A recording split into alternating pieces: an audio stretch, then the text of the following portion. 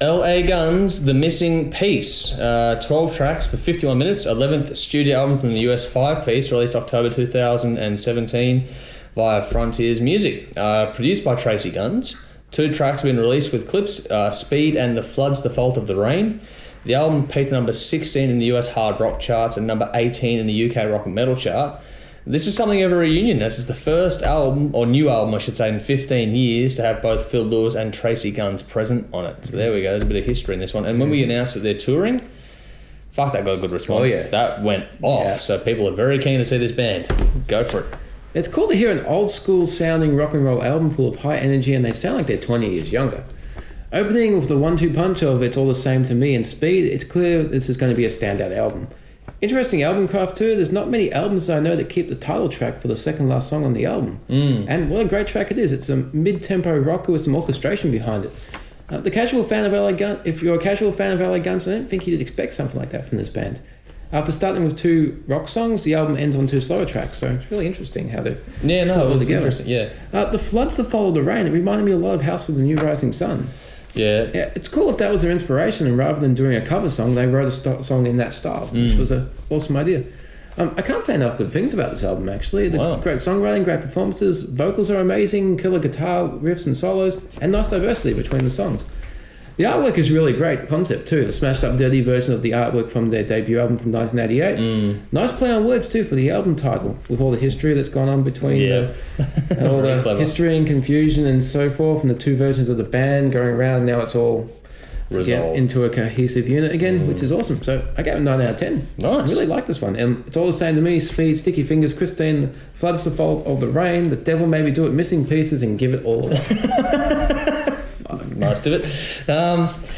Now, compared to our other reviews we're doing tonight, this is probably the most stripped back and raw sort of a sound to this one. It's got a bit of an old school garage kind of feel to it. I don't know if you picked up on the same thing, but it felt like an 80s tape when you're putting it in.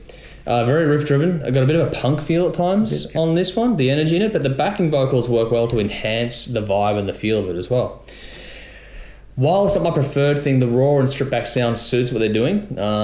This has that whole 80s feel, like I was saying to you as well. The production values, it's like got the big snares and the big reverbs kicking around and stuff, but it's also got the way it's been EQ'd out, it's got the different frequencies dialed in to give you that.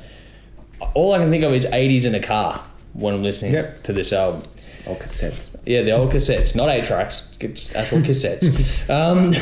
It's very energetic songs, great riffs and drums driving the thing along with some tasty guitar solos. And if you want genuine throwback, then this is the one for you, I reckon. This one will take you back in time.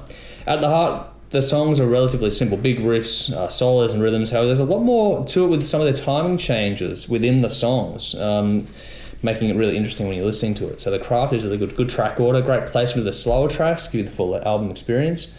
Like you said, there's a couple at the end, but there's also a few just smattered in between that really break it up for the listen. I think the first one's about 4 tracks in, and then it sort of rotates through from there.